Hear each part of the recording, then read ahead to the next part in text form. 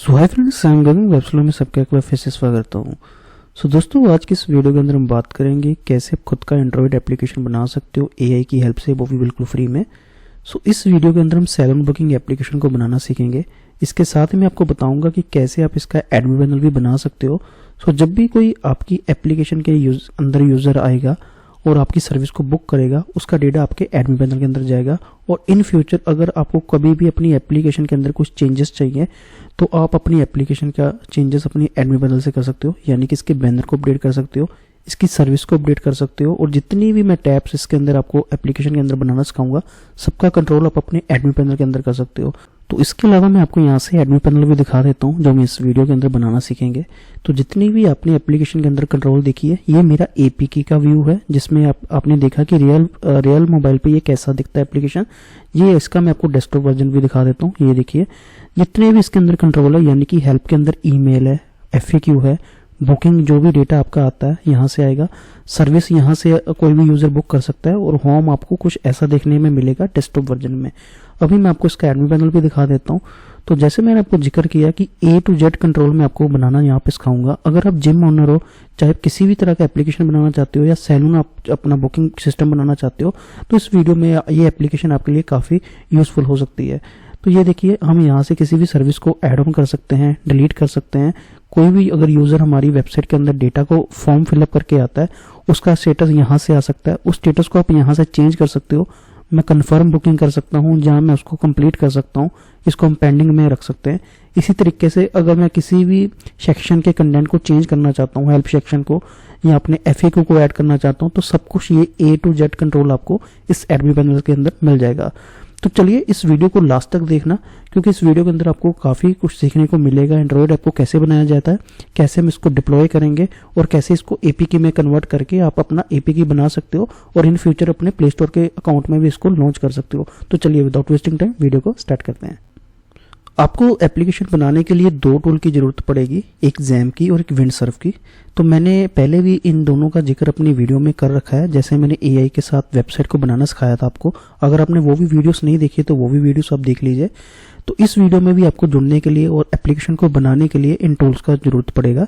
तो आप जैम की ऑफिशियल वेबसाइट पे जाके इसको डाउनलोड कर सकते हो। अगर आप विंडो यूजर हो तो विंडो के लिए कर लीजिए, अगर आप मैक यूजर हो तो मैक के लिए भी कर सकते हो। तो जैम को इंस्टॉल करना और इसका यूज करना काफी इजी है। अगर इसके ऊपर सेपरेट वीडियो भी चाहिए मैं वो भी बना दूंगा, लेकिन आपको यहाँ पे जैम को डाउनलोड कर लेना है और इंस्टॉल कर लेना है।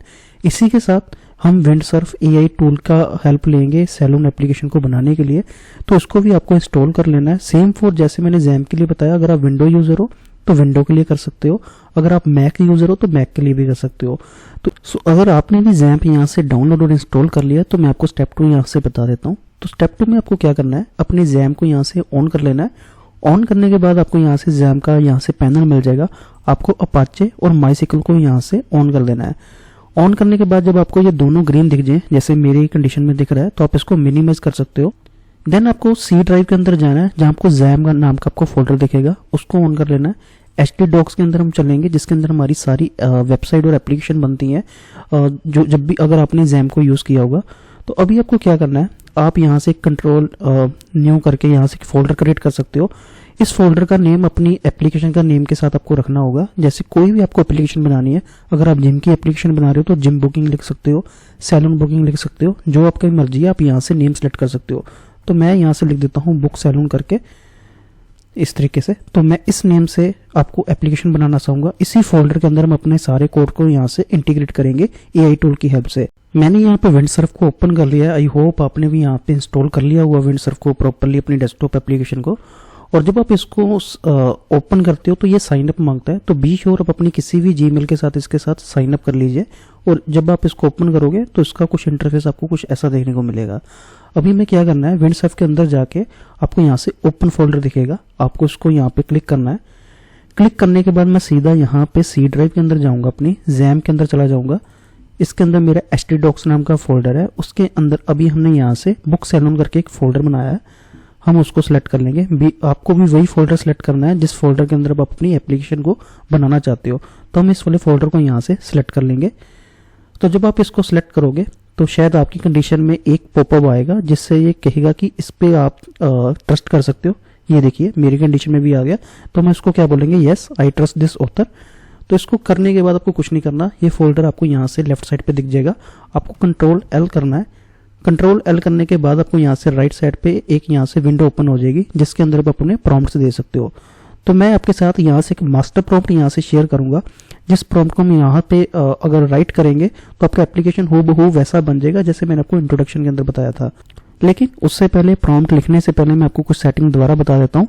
ध्यान रखिए आपका जो भी यहाँ से मॉडल सेलेक्ट होगा, देखिए हर एक एआई टूल अपने कुछ मॉडल्स लेके आता है। कोई जेमिनी का यूज करता है, कोई जीपीटी का यूज करता है। तो हमारे विंडसर्फ एआई के अंदर हम जीपीटी 5.2 मीडियम रिसोर्सिंग का मैं यूज कर रहा हूँ। तो आपको भी यही सिलेक्ट करना है। ये देखिए आप यहाँ से इसको सिलेक्ट कर सकते हो स्विच मोड के अंदर जाके। तो आपका अगर ये मॉडल सेलेक्ट है और आपकी सेटिंग यहाँ से प्रॉपरली मेरी तरह ही है, तो अभी हम इसके प्रॉम्प्ट के ऊपर बात करेंगे। आज की वीडियो के अंदर हम इस प्रॉम्प्ट का यूज करेंगे। इस प्रॉम्प्ट की हेल्प से आप अपनी प्रॉपर यहाँ से एप्लीकेशन बना सकते हो। ये प्रॉम्प्ट मैंने चैटजीपीटी से प्रॉपरली लिखवाया था। इसको मैंने काफी मॉडिफाई करके टेस्ट करके देखा है, देन मैंने एक फाइनल प्रॉम्प्ट बनाया। अगर आप ये फाइनल प्रॉम्प्ट डाल देते हो अपने विंडसर्फ के अंदर, आपको भी वैसा ही एप्लीकेशन मिल जाएगा विद एडमिन पैनल। इसमें कुछ चीजें ध्यान रखने की बात है, मैं इस प्रॉम्प्ट को ऐड ऑन करने से पहले बता देता हूँ। तो सबसे पहले मैं आपको बता देता हूँ जो हम इस एप्लीकेशन को बनाने के लिए टेक्नोलॉजी का यूज कर रहे हैं वो है HTML CSS वनीला जावास्क्रिप्ट, और उसका जो बैकएंड बनेगा वो हमारा बिल्कुल PHP के साथ बनेगा और हमारा डेटाबेस MySQL के अंदर रहेगा। और मैं क्या करूंगा आपको बताऊंगा इसको हमने होस्ट कैसे करना है होस्टिंगर के अंदर। अगर आपकी होस्टिंग ब्लू होस्ट या किसी दूसरे थर्ड पार्टी होस्टिंग के अंदर है, आप उसका नेम भी यहाँ पे लिख सकते हो प्रॉम्प्ट के अंदर। देन इस प्रॉम्प्ट में अगर आप थोड़ा स्क्रॉल करोगे और आगे बढ़ोगे तो मैंने यहाँ पे फोल्डर स्ट्रक्चर भी इनको दे रखा है। तो ये देखिए जो भी फोल्डर स्ट्रक्चर मैंने यहाँ पे दे रखा है, इसमें आपको कुछ भी चेंज नहीं करना। आप यहाँ पे सेम टू सेम इसको कॉपी करके डाल सकते हो। और यहाँ पे अगर डेटाबेस का नेम चेंज करना है वो लिख सकते हो। जैसे फॉर एग्जाम्पल मैं यहाँ पे लिख देता हूँ सैलून बुकिंग .sql है, मैं यहाँ पे लिख देता हूँ बुक सैलून, क्योंकि इस बार मेरा जो प्रोजेक्ट बनेगा वो बुक सैलून नेम से बनेगा। तो मैं यहाँ से डेटाबेस का नेम चेंज कर सकता हूँ। इससे कोई टेक्निकल तो नहीं एरर आएगा, लेकिन आपके लिए हेल्प हो जाएगी। सेम नेम से जो आपकी एप्लीकेशन के प्रोजेक्ट का नेम है वही आपके डेटाबेस का नेम रहेगा।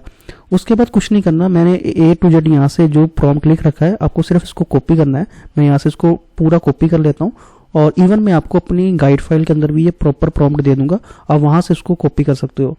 मैंने प्रॉम्प्ट को यहाँ से कॉपी किया और यहाँ से पेस्ट कर दिया, आप दे सकते हो। यहाँ से मेरा प्रॉम्प्ट स्टार्ट हो रहा है, आप यहाँ से रीड भी कर सकते हो। देन मैं आपको यहाँ से लास्ट में भी दिखा देता हूँ, यहाँ तक मेरा प्रॉम्प्ट रहेगा। तो बी श्योर आपका भी प्रॉम्प्ट जो आप कॉपी करोगे मेरी गाइड फाइल से, यहाँ से लेके यहाँ तक आपको यहाँ से कॉपी पेस्ट करना है। देन अगेन जैसे अगर आपने पहले भी वीडियो देखा होगा तो हम इसको रन कर देंगे इस वाले प्रॉम्प्ट को, तो ये अपना काम करना स्टार्ट कर देगा। ध्यान रखिए जब भी विंडसर्फ कोई एप्लीकेशन को क्रिएट करता है, धीरे धीरे जैसे ये फोल्डर एम्प्टी था इसके अंदर वो सारी फाइलें बन जाएंगी जो हमने प्रॉम्प्ट के अंदर लिखेंगी। यूजली जो विंडसर्फ है वो आपसे 10 से 15 मिनट लेता है या 20 मिनट भी ले लेगा मैक्सिमम इस एप्लीकेशन को बनाने के लिए। तो आपको थोड़ा सा सब्र रखना होगा, पेशेंस रखना होगा। और ध्यान रखिए यहाँ पे जो भी आपके सामने मैसेज आता है एक्सेप्ट फाइल का, उसको एक्सेप्ट करना होगा। यहाँ पे ये देखिए मेरा एप्लीकेशन बनना स्टार्ट हो गया और यहाँ पे मुझे एक्सेप्ट फाइल करने का यहाँ से ऑप्शन दिखाई दे रहा है। सेम चीज आपको करनी है, क्योंकि ये मेरा वन टेक यहाँ पे प्रॉम्प्ट है आपके लिए, मास्टर प्रॉम्प्ट है, इसलिए अगर बहुत ज्यादा चेंजेस आपके ये मांगेगा नहीं। सिर्फ आपको अगर आप पेस्ट करते हो ये एक ही बार में प्रॉपर एप्लीकेशन बना के आपको देगा विद एडमिन पैनल। सो आपको जो भी फाइल है यहाँ से वो एक्सेप्ट करते जाना है।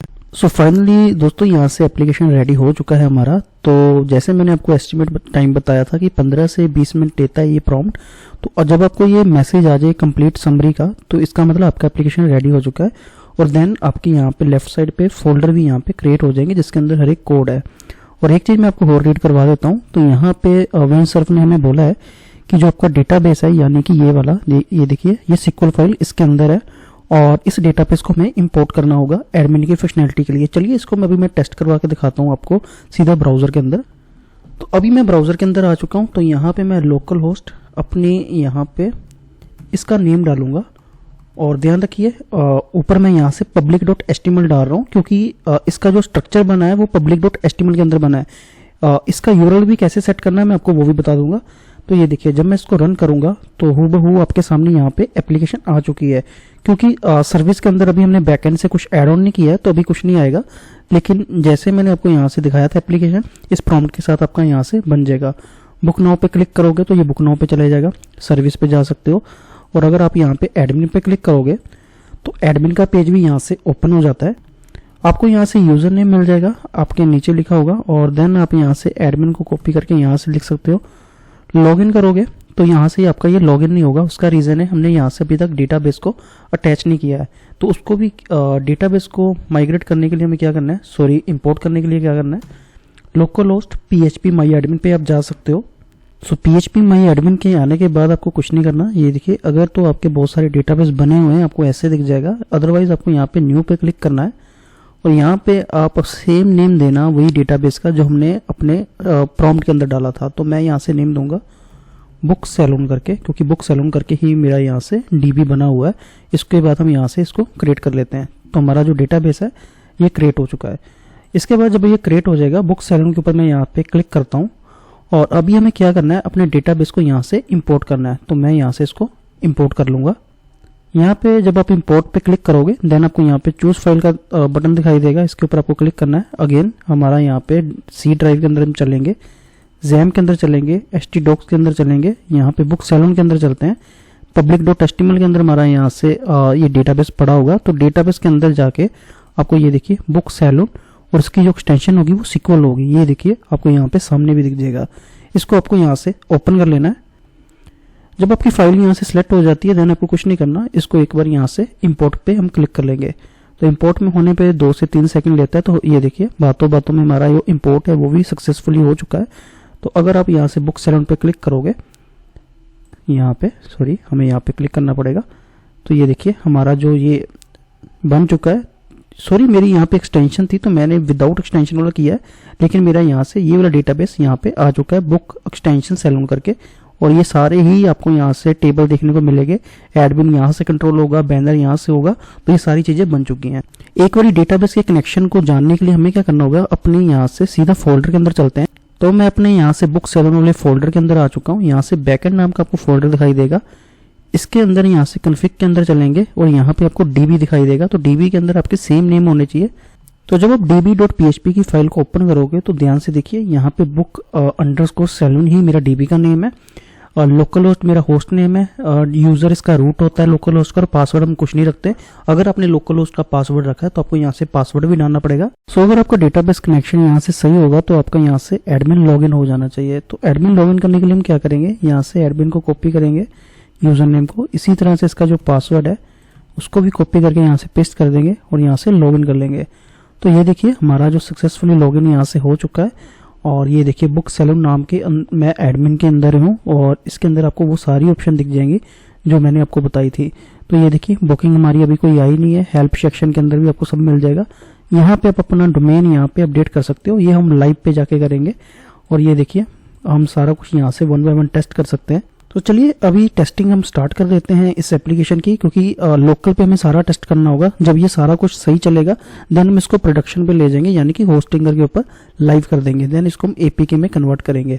इसको टेस्ट करने के लिए मैं एडमिन के अंदर जाऊंगा। मेरे सामने यहाँ पे 2 बैनर आ रहे हैं अभी, ये देखिए यहाँ पे जो इसमें इमेजेस नहीं आ रही है।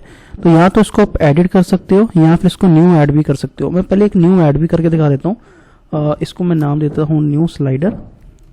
और यहाँ पे आप कोई भी सबटाइटल दे सकते हो। इसी सबटाइटल को हम कॉपी कर लेते हैं।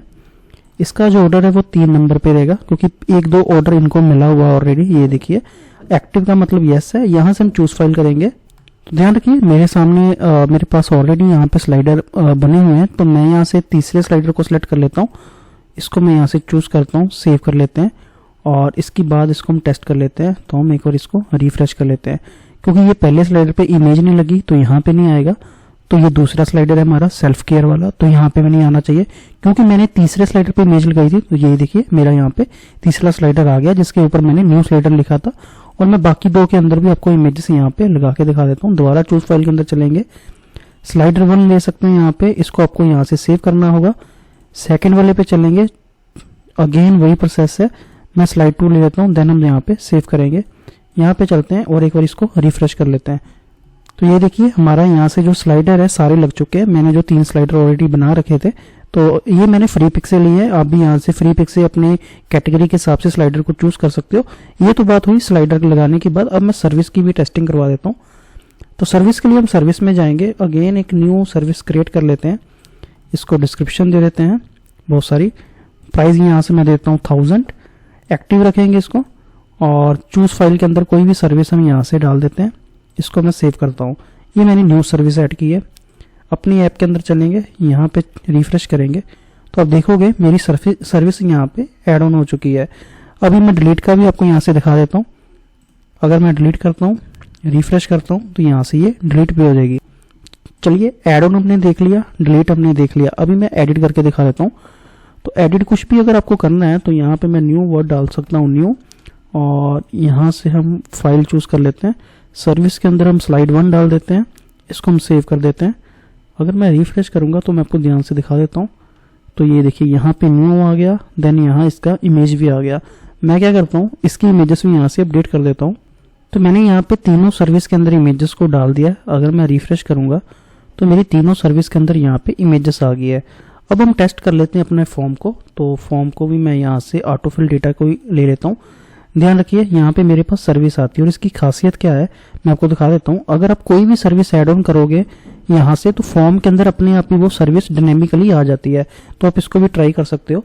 तो मैं यहाँ से टेस्ट लिखता हूँ, सबमिट करेंगे, हमारा यहाँ से फॉर्म सबमिट आ गया है। तो पहले हमारी यहाँ पे जो बुकिंग थी वो एम्प्टी थी। अगर अभी आप जाओगे तो जो डेटा मैंने फिलअप किया है, सर्विस हमने ये वाली ली थी, मैसेज मैंने टेस्ट लिखा था, डेट और टाइमिंग भी ये प्रॉपर यहाँ से फेच कर रहा है। इसको अगर आप कंप्लीट करोगे, कंफर्म करोगे तो ये कंफर्म भी हो जाएगा। इवन दोबारा इसका अगर स्टेटस चेंज करना है तो पेंडिंग में भी आप डाल सकते हो, और अगर आप इसको कंप्लीट रखना चाहते हो तो कंप्लीट भी रख सकते हो। चलिए, लास्ट टैब भी मैं आपको टेस्ट करवा देता हूँ, हेल्प नाम की। अगर आप इस वाली जाओगे तो हम हेल्प वाले सेक्शन में जाएंगे। तो ये देखिए हमारे यहाँ पे FAQ आ रहे हैं, टर्म्स एंड कंडीशन आ रहे हैं, और यहाँ पे कॉन्टैक्ट का मेल आ रहा है। तो यहाँ से आप कॉन्टैक्ट का मेल चेंज कर सकते हो। जैसे फॉर एग्जाम्पल मैं लिख देता हूँ abc.com, सिर्फ दिखाने के लिए। सेव करेंगे इसको, यहाँ पे चलते हैं। अगर आप रिफ्रेश करोगे तो आपका यहाँ से कॉन्टैक्ट का मेल भी अपडेट हो चुका है। इसी तरह से आपको अगर FAQ भी टेस्ट करना है तो आप यहाँ से टेस्ट कर सकते हो। ये देखिए, इसको मैं लिख देता हूँ टेस्ट। ऑर्डर मैं इसका 3 कर दूंगा क्योंकि ऑलरेडी यहाँ पे 2 बने हुए हैं। इसको हम यहाँ पे ऐड करेंगे, चलेंगे, रिफ्रेश करेंगे तो आपका यहाँ से FAQ भी बन गया है। डिलीट को डिलीट करना चाहते हो डिलीट कर सकते हो, रिफ्रेश करोगे तो यहाँ से ये डिलीट भी हो गया है। सो दोस्तों, ये तो बन गया हमारा प्रॉपर स्ट्रक्चर, एक प्रॉपर एप्लीकेशन। ये देखिए जो हमारा अभी मोबाइल में ऐसा चलेगा, ये डेस्कटॉप वर्जन है इसका। मोबाइल में इसको एपी की हम बनाना सीखेंगे इसके बाद। तो ये प्रॉपर आपको टेस्ट कर लेना है A to Z। अगर आपके सारे टैब्स यहाँ से बन गए हैं, आपको यहाँ से टेस्ट कर लेना है। एक चीज मैं यहाँ से सेट करवा देता हूँ, ध्यान रखिए। यहाँ पे मेरा जो URL आ रहा है वो public.html के अंदर आ रहा है। इसको भी सही करने के लिए मैं आपको ट्रिक बताता हूँ। तो मैं अपने यहाँ से XAMPP फोल्डर के अंदर आ चुका हूँ। ध्यान रखिए, मैंने जो आपको प्रॉम्प्ट दिया है वो क्या करेगा, public.html के अंदर ही सारी फाइल्स को यहाँ से बना के देगा आपको। लेकिन अभी हमें क्या करना है, हमें इस वाले को यहाँ से सबको सिलेक्ट कर लेना है, Ctrl+X कर लेना है, यहाँ पे आके इसको पेस्ट कर लेना है। अब क्या होगा, हमारा जो पाथ बनेगा इसके अंदर कोई भी फाइल नहीं है। इस वाले फोल्डर को आप यहाँ से डिलीट कर सकते हो, इसका कोई भी आपको नुकसान नहीं होगा। आपको सारी फाइलें htdocs के अंदर, बुक सैलून के अंदर रख लेनी है, या जो भी आपके फोल्डर का नेम होगा। अब मैं यहाँ पे आऊँगा अपने वेबसाइट के अंदर, तो जो public.html से सारा कुछ चल रहा था, अगर मैं इस पर क्लिक करूंगा तो ये देखिए बुक सैलून के नेम से अब सब कुछ चलेगा। ये देखिए सारी हमारी वैसी की वैसी वेबसाइट चल रही है। इवन अगर मैं एडमिन के अंदर भी जाता हूँ तो एडमिन भी मेरा, अगर आप URL देखोगे, कोई public.html यहाँ पे नहीं आ रहा है। तो ये SEO फ्रेंडली URL होते हैं, आपको कोई भी डायरेक्टरी नेम नहीं यूज करना चाहिए। मैं यहाँ पे अपने होस्टिंग अकाउंट में आ चुका हूँ, तो आपकी कोई भी होस्टिंग यूज कर सकते हो इसको यहाँ पे लाइव करने के लिए, लेकिन प्रोसेस सेम ही रहेगा। तो लाइव करने के लिए क्या करना है, आप अपने फाइल मैनेजर में जा सकते हो। तो मैं यहाँ पे अपने होस्टिंग करके फाइल मैनेजर में चला जाता हूँ। सो फाइल मैनेजर में जाने के बाद मैं यहाँ से public.html को ओपन करूंगा। ध्यान रखिए मेरे सामने यहाँ पे वो सारे मेरे पहले के प्रोजेक्ट चल रहे हैं, वो यहाँ पे आपको शो हो रहे होंगे। तो हम क्या करेंगे, मैं यहाँ पे आपको सब डोमेन के ऊपर इसको लाइव करना दिखा देता हूँ। तो अगर आप प्राइमरी डोमेन भी यूज करोगे तो सेम प्रोसेस है। तो सब डोमेन के लिए मैं क्या करूंगा, यहाँ से एक सब डोमेन क्रिएट कर लेता हूँ जल्दी से। सो मैंने यहाँ से बुक सैलून नाम का एक सब डोमेन यहाँ पे बना लिया है, हम इसको यूज करेंगे, इसके ऊपर इसको लाइव करेंगे इस एप्लीकेशन को। देन अब क्या करना है, सबसे पहले आप इसके अंदर जाओगे public.html के अंदर, एक बार इसको रिफ्रेश कर लोगे तो यहाँ पे आपको अपने फोल्डर का नेम दिख जाएगा। अगर आप प्राइमरी में करना चाहते हो तो डायरेक्ट आपको public.html के अंदर सारी फाइल्स को रखना है। तो मैं इसमें सब डोमेन में आपको करना सिखा रहा हूँ। तो जो भी आपको यहाँ पे फाइल भी दिखाई दे रही है उसको आप डिलीट कर सकते हो। अभी आपको सीधा अपने XAMPP के अंदर आ जाना है। तो यहाँ पे आपको कुछ फाइल सारी दिखाई देंगी जो हमने बनाई थी, इसके अंदर हमारा सारा कोड है। हम यहाँ पे एक न्यू फोल्डर बना लेते हैं। इस फोल्डर के अंदर वो फाइल हम रखेंगे जो हम होस्टिंगर के ऊपर लाइव करेंगे। सो ध्यान रखें, लाइव करने के लिए आपको इन तीनों की और ये चौथी फाइल की जरूरत पड़ेगी। ना तो आपको डेटाबेस वाली फाइल का फोल्डर लेना है, ना आपको रीडमी वाली फाइल का फोल्डर लेना है। मैं कंट्रोल सी से कॉपी कर रहा हूँ, यहाँ से कंट्रोल वी से मैंने पेस्ट किया। तो ये सारी जितनी भी हमारी फाइलें ये सारी न्यू फोल्डर के अंदर हमारी आ चुकी हैं। इस न्यू फोल्डर को हम क्या करेंगे, इसको मैं यहाँ से जिप के अंदर कन्वर्ट कर दूंगा। तो हम इसका एक जिप फाइल बना लेते हैं। तो ये हमारा जिप फाइल यहाँ से बन चुका है। तो ये वाला न्यू फोल्डर मैं अपलोड करता हूँ होस्टिंगर के ऊपर। होस्टिंगर के ऊपर आने के बाद आपको यहाँ से फाइल के ऊपर क्लिक करना है। हम सीधा अपनी डायरेक्टरी के अंदर चलेंगे। यहाँ से हम देख लेते हैं अपनी फाइल को। सी फाइल के अंदर हमें जाना है, जैम के अंदर हम चलेंगे, जैम के बाद htdocs के अंदर चलेंगे, बुक सैलून के अंदर चलेंगे। यहाँ पे मेरा जिप फाइल पड़ा हुआ है, इसको हम यहाँ से ओपन कर लेते हैं। जिप फाइल यहाँ पे आपकी अपलोड जब हो जाएगी, आपको कुछ नहीं करना है, इसको हमें एक्सट्रैक्ट करना होगा। तो हम यहाँ पे एक्सट्रैक्ट कर लेते हैं इसको। मैं इसको एक्सट्रैक्ट इस वाली लोकेशन पे करूंगा, यानी कि अपने फोल्डर के अंदर ही हम इसको एक्सट्रैक्ट करेंगे। तो यहाँ पे एक्सट्रैक्ट कर लेते हैं और इस वाली जिप फाइल को आप यहाँ से डिलीट कर सकते हो एक्सट्रैक्ट करने के बाद। बुक सैलून के अंदर चलेंगे, न्यू फोल्डर के अंदर चलेंगे। यहाँ पे आपको सारी फाइल को इस तरीके से सिलेक्ट कर लेना है, क्योंकि इस फाइल को मेन अपने फोल्डर डायरेक्टरी के अंदर ही यहाँ पे मूव करवाएंगे। तो आपको यहाँ से बुक सैलून के अंदर इस तरीके से मूव करवाना है। तो मैं यहाँ से इसको मूव करवा लेता हूँ और यहाँ पे जो फोल्डर बन रखा है अभी ये एम्प्टी दिखेगा आपको, इसके अंदर कुछ नहीं है। तो इस वाले फोल्डर को भी आप यहाँ से डिलीट कर सकते हो। देखिए कोई कंफ्यूजन होगी तो आप थोड़ा सा वीडियो को पॉज करके अच्छे से देख सकते हो स्टेप को। तो होस्टिंगर के अंदर हमने पहला स्टेप कर दिया है। सारी जो लोकल फाइल हमें चाहिए थी वो हमने अपने फोल्डर के अंदर यहाँ पे रख दी है। अभी हमें क्या करना है, अभी हम दोबारा चलेंगे इस वाली होस्टिंगर होस्टिंग के अंदर।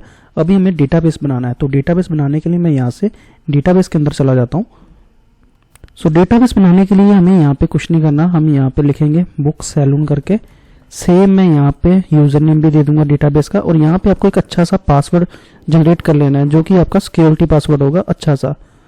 सो मैंने यहाँ से एक स्ट्रॉन्ग पासवर्ड भी जनरेट कर लिया है। ध्यान रखिए इन तीनों चीजों को, आपको पासवर्ड प्लस आपका डेटाबेस नेम और आपका MySQL यूजर नेम, तीनों को आपको सेव कर लेना है यहाँ से कॉपी करके। और यहाँ से मैं यहाँ से इस तरीके से कॉपी करके दिखाता हूँ आपको।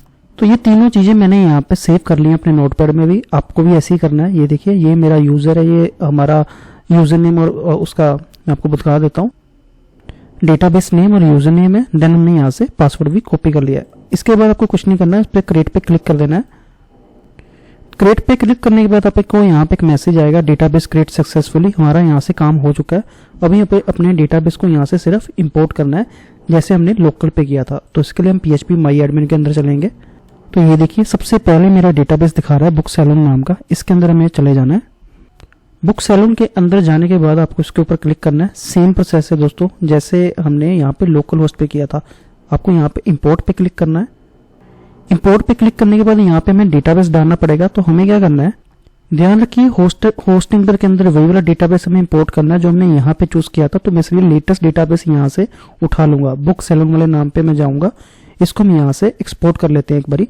तो मैं एक्सपोर्ट पे क्लिक करूंगा और यहाँ पे एक्सपोर्ट करने के बाद इसको यहाँ से हम सेव कर लेते हैं। मैं दोबारा अपने होस्टिंगर अकाउंट के अंदर आ चुका हूँ। यहाँ पे मैं वही फाइल चूज करूंगा जिसको मैंने अभी यहाँ पे एक्सपोर्ट किया था। तो ये मेरी फाइल डाउनलोड के अंदर पड़ी होगी। तो ये देखिए बुक सैलून का लेटेस्ट जो मेरा डेटाबेस है उसको मैं यहाँ से इंपोर्ट करने जा रहा हूँ होस्टिंगर के अंदर। तो हम यहाँ से इसको इंपोर्ट कर लेंगे। तो ये हमारा यहाँ से भी सक्सेसफुली इंपोर्ट हो चुका है। तो हमारा दोस्तों इतना ही काम था इसके अंदर। तो सब कुछ इंपोर्ट होने के बाद हमने फाइल्स रख दी थी और साथ में मैंने यहाँ पे अपने डेटाबेस को भी इंपोर्ट कर लिया था सक्सेसफुली। तो अगर आप देखोगे तो हमारा यहाँ से प्रॉपर्ली ये सारा कुछ बन चुका है। तो यहाँ पे सब कुछ परफेक्ट है, लेकिन मैं आपको एक स्टेप यहाँ से बताना भूल गया हूँ। यहाँ पे आपका एप्लीकेशन चल जाएगा, लेकिन हमें एक स्टेप मैं जो आपको बताना भूल गया था, हमने डेटाबेस भी इंपोर्ट कर लिया है लेकिन फाइल भी डाल दी है, लेकिन उसको कनेक्शन नहीं दिया है। तो आपको बैकएंड के अंदर जाना है, अपने फोल्डर के अंदर जाने के बाद कॉन्फ़िग में जाना है, db.php को जाने के बाद इसको आपको एडिट करना है। ध्यान रखिए यहाँ पे मेरा लोकल होस्ट वाला यहाँ पे नेम और यूजर लगा हुआ है, इसको हमें चेंज करना होगा होस्टिंगर वाले नेम के साथ। तो होस्टिंगर वाला नेम कौन सा है, ये वाला जो मैंने आपको आपके सामने बनाया था। तो मैं इस वाले के साथ चेंज कर दूंगा डीबी नेम को इसी तरीके से, और इसको हम कॉपी कर लेते हैं क्योंकि हमारा यहाँ पे यूजर भी सेम है। तो मैं यूजर लिख देता हूँ। दोबारा मैं नोटपैड के अंदर चलूंगा। मैंने ये पासवर्ड रखा था आपके सामने, तो यही पासवर्ड हम यहाँ पे रख देंगे। लोकल होस्ट के अंदर कोई पासवर्ड नहीं होता, लेकिन मैं होस्टिंगर पे लाइव करना दिखा रहा हूँ, तो यहाँ पे डीबी का मेरा पासवर्ड भी है, यूजर भी है और यहाँ पे नेम भी है। देन आपको कुछ नहीं करना है, यहाँ से इसको हम यहाँ पे सेव कर देंगे और इस फाइल को एक यहाँ से बंद कर देते हैं। अब हम दोबारा चलते हैं अपनी वेबसाइट के अंदर, एक बार इसको रिफ्रेश कर। तो रिफ्रेश करोगे तो आप देखोगे जब जैसे मैंने डेटाबेस का कनेक्शन दिया है, मेरे पास सारा डिटेल पूरा बैनर वगैरह सब कुछ यहाँ से आ गया है। अभी आप एडमिन भी चला के यहाँ से देख सकते हो। एडमिन चलाने के लिए सेम एडमिन का यूजर, देन यहाँ से आप इसका पासवर्ड पेस्ट करोगे, लॉगिन करोगे तो आप यहाँ से अपने एडमिन के अंदर भी आ जाओगे। लोकल पे टेस्टिंग कंप्लीट है, लाइव पे टेस्टिंग कंप्लीट है। लाइव का यूआरएल हमारे पास यहाँ से आ चुका है, एडमिन भी यानी कि यहाँ पे चल रहा है सक्सेसफुली। अब हम लास्ट स्टेप करते हैं, इसको हम यहाँ से ऐप पे कन्वर्ट करके देखते हैं और ऐप बनाना देखते हैं कैसे बनेगी। सो हमारी यहाँ पे एप्लीकेशन बिल्कुल रेडी है कोड के साथ। अभी हमें इसको एप्लीकेशन एंड्रॉयड ऐप की एपीके में कन्वर्ट करना है और एपीके बनानी है इस वेबसाइट के लिए। तो इसको बनाने के लिए आपको यहाँ पे वेब इनटू ऐप के अंदर आ जाना है। तो इस वेबसाइट में आने के बाद आपको यहाँ पे गेट स्टार्टेड पे क्लिक करना है।